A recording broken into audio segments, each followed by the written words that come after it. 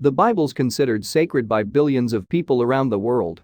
But do we have any proof that the stories it contains really happened thousands of years ago? Were the landscapes described in the Old Testament real? Well, archaeologists are trying to answer precisely those questions, and they've come across some startling new evidence. Archaeologists say they've found the location God gave Moses the Ten Commandments. For thousands of years, people have followed the teachings and messages of the Bible. Right up to the present day, the book's a central part of the lives of Jewish and Christian people all around the world. This means any discovery that backs up its most important passages is something to take very seriously indeed. The Ten Commandments are up there with the most influential parts of the Bible. After all, they represent the rules for life that God wants us all to abide by. These principles, the Bible tells us, were revealed to the prophet Moses on top of Mount Sinai, where they were delivered to him on slabs of stone. The tale of Moses receiving the Ten Commandments is a very important one for believers. Because of it, in fact, people consider Mount Sinai itself to be sacred. But there's a problem with that. We don't know where exactly in the world Mount Sinai is. Actually, we can't even be certain that it's a real place. Even so, there are experts out there making it their mission to locate Mount Sinai. And among all the uncertainty surrounding this fabled mountain, it seems that these researchers may have come up with some solid results. Archaeologists think they might have located the site, and it isn't where many of us would have expected. All of this is particularly important because of the place that Moses holds in the major religions of Judaism, Christianity, and Islam. Followers of all three belief systems revere him as a significant prophet. He's even widely credited as the author of the initial 5 books that make up the Old Testament. Moses was a leader of the Jewish people when they were enslaved in the land of Egypt. He's said to have guided his people away from Egypt toward freedom in the Holy Land, which was pledged to them by God. Followers of Judaism today mark the moment when Jews fled Egypt during the holiday of Passover. During their trek away from Egypt, Moses and his people are said to have encountered the Red Sea. With Egyptian forces in pursuit behind them, they urgently needed to cross. Moses prayed to God, who parted the seas to allow the Jews to pass through. And when they got to the other side, the water fell back into place and wiped out the Egyptians. For believers, this event represents a divine miracle. But in recent years, some experts have been wondering whether or not this story is actually scientifically possible. Software engineer Carl Drews considers himself both a Christian and a man of science. And with that perspective, he set out to find out if the parting of the Red Sea could actually have taken place. Speaking to the Washington Post in 2014, Drews laid out his point of view. He explained, "I'm arguing that the historical event happened in 1250 BC, and the memories of it have been recorded in the book of Exodus. The people of the time gloried in God and gave God credit." On the surface, this notion sounds pretty wild, and plenty of people think just that. But let's hear Drews out. He did this work for his master's dissertation at the University of Colorado, after all, so he isn't exactly working from the fringes of academia. Plus, his study's been peer-reviewed and published in the journal PLOS One. Greg Holland's an academic who focuses on hurricanes, and he's taken a look at his colleague Drew's paper. And for what it's worth, Holland thinks the science adds up. Speaking to the Washington Post, he mused, "Did the parting of the sea really happen? We will never know." But Carl Drews has used impeccable science to show both where and how it may have happened. At the heart of Drews' thinking is that the Red Sea mentioned in the Bible isn't where we might think. On maps nowadays, the Red Sea's a long strip of water that sits between Sudan and Egypt on one side and Saudi Arabia and Yemen on the other. But Drews doesn't believe this is the body of water that was parted in the Bible. When it's mentioned in the Old Testament in the Hebrew language, the Red Sea's denoted by a term that actually translates to Sea of Reeds. A lot of debate surrounds this phrase, and nobody's certain of which body of water it refers to. But Drews thinks it was located to the north of the contemporary Red Sea, on the eastern side of the Nile Delta. In the Bible, a lot of related locations are mentioned. According to the text, the Red Sea's parting took place when Moses and his people were camping next to the coastline in front of Pi-Hahiroth, between Migdal and the sea, in front of Baal-Zephon. That's pretty specific, but experts have still struggled to find places today that match these biblical sites. Drews has tried to use archaeological evidence to match these biblical places with real-life sites. And in doing so, he's pinpointed somewhere that might represent the fabled Sea of Reeds. This is Lake Manzala in Egypt, which was once known as the Lake of Tanis. Drews explained to the Washington Post that this lake was a shallow brackish lagoon, And that was the ideal place for these papyrus reeds to grow. So if you want to find a sea of reeds, even today, that's it. Of course, all of this rests on a pretty big assumption. Namely, that the book of Exodus can be trusted as an accurate historical record of events that really happened thousands of years ago. We can't be sure of that from a scientific perspective, but it's certainly not impossible. As such, then, Drew's ideas can't be ruled out. But let's say that the places mentioned in the book of Exodus were, in fact, real. That still doesn't confirm that the Red Sea was actually parted. Describing this event, the Bible reads, "Then Moses stretched out his hand over the sea, and the Lord drove the sea back by a strong east wind all night, and made the sea dry land, and the waters were divided." Is there any scientific basis for saying that such a thing could have happened? This is where Drew's expertise comes in.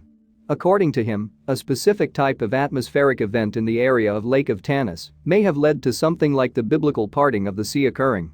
Theoretically, he believes, dry land could have been exposed and allowed people to cross. Drew's idea is based on a phenomenon known as wind setdown. This term describes a situation in which intense winds of around 60 miles per hour push against water along a coast. This leads the water to rise dramatically in one section and to be cleared away in another. In other words, a parting's created. And events like this have actually been recorded in the past. Drews also claims that wind setdown isn't as unusual as many of us might be inclined to think. According to him, wind setdown happens just as often as storms surge, but hardly ever hurts people, it just blows a harbor completely dry. So this water sloshes from one side of the body to the other and leaves a dry place.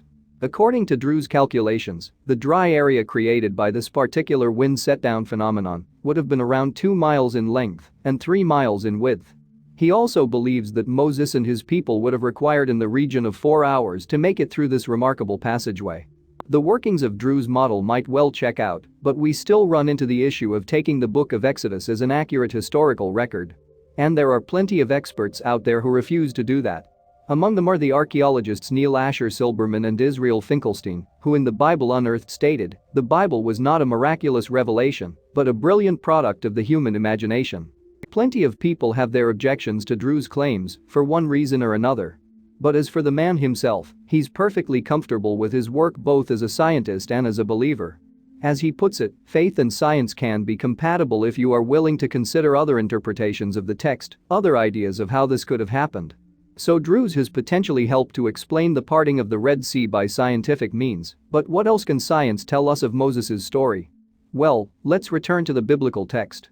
Months after the Red Sea's parting, the prophet and his people ended up at the foot of Mount Sinai, which was on fire.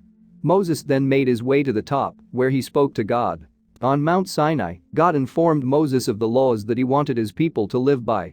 These were in the form of the 10 Commandments, which were etched into a pair of stone slabs. And those same rules remain central tenets of believers' lives today, many thousands of years after they were first recorded. Thanks to this story, Mount Sinai is considered sacred by members of all 3 of the major Abrahamic religions. But even though it's an incredibly important tale, not everyone believes that it necessarily took place as it was laid out in the Bible. Can science help to make things any clearer? One thing that might help us to get to grips with this story would be to find out where Mount Sinai actually is. After all, this is a matter of great debate. For a long time, a place in Egypt was believed by many to be the real deal. Now, though, archaeologists from the Doubting Thomas Research Foundation have offered an alternative view. Brian Morrow, the president of this organization, has spoken to the US Sun News website to lay out this novel perspective. One of the main reasons certain scholars claim that the Exodus is a myth is because little to no evidence for what the Bible records has been found at the traditional Mount Sinai in Egypt's Sinai Peninsula, he said. But what if these scholars have actually been looking in the wrong spot? Move over into the Arabian Peninsula and you find incredibly compelling evidence matching the biblical account. Morrow claims that the actual Mount Sinai isn't in Egypt, as previously thought, but in Saudi Arabia. To be more precise, he points towards a mountain called Jabal Makla. This landform even has black patches, which could match the description of Mount Sinai as being on fire when Moses was there. The Doubting Thomas Research Foundation also has a theory as to where Moses and his people passed through a parting in the sea. This stands in contrast to Carl Drew's ideas on this question, but that's hardly a surprise given the ambiguities at play here.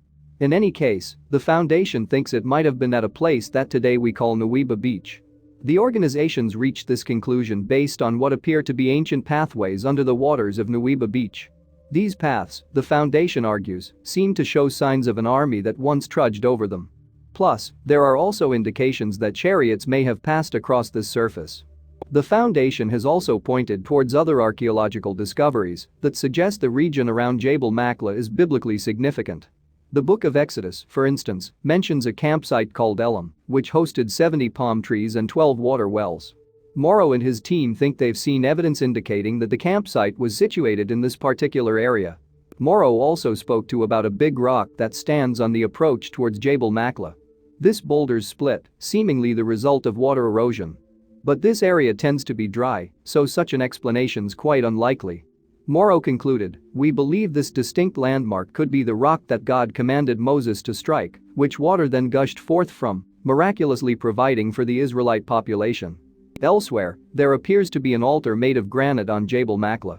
A set of marble pillars have been found situated beside this structure. These discoveries seemingly match biblical text, in which Moses creates an altar at Mount Sinai and lines up a set of 12 pillars. To date, archaeologists in the area have uncovered 9 pillars that apparently align with this description. The Book of Exodus also lays out the golden calf story, which tells of when some of Moses' people fashioned a calf out of gold while the prophet was at the top of Mount Sinai. The golden calf represented an Egyptian god, meaning that these people were breaking God's commandment not to worship any other deity. As a result, they were killed. Morrow believes that archaeologists may have found the site where this incident supposedly took place. Close to the mountain, we have this site covered with depictions of people worshipping bulls and cows, he claimed. And what's really significant is that these petroglyphs are isolated to this area. It's not like they're carved all over the mountain. Now, all of these claims laid out by Morrow and his foundation are most certainly interesting. But the real question is, can they be trusted? Well, they certainly have their detractors. In fact, plenty of believers have offered their objections to the organization's findings for a variety of different reasons. In the end, whether you take a biblical approach or a scientific one, it's pretty difficult to conclusively say where the biblical Mount Sinai is truly located. The evidence pointing towards one place or another, after all, tends to be shaky at best. At its worst, the claims can be downright dubious. In truth, it seems likely that debates of this nature will rage on forever. While fresh archaeological discoveries may enlighten us at some point down the line, it's likely that we'll never have all the answers we need to reach a conclusion one way or another. But the fact that we continue to ask such questions points towards just how important these biblical stories continue to be. Thanks for watching, and don't forget to like and subscribe.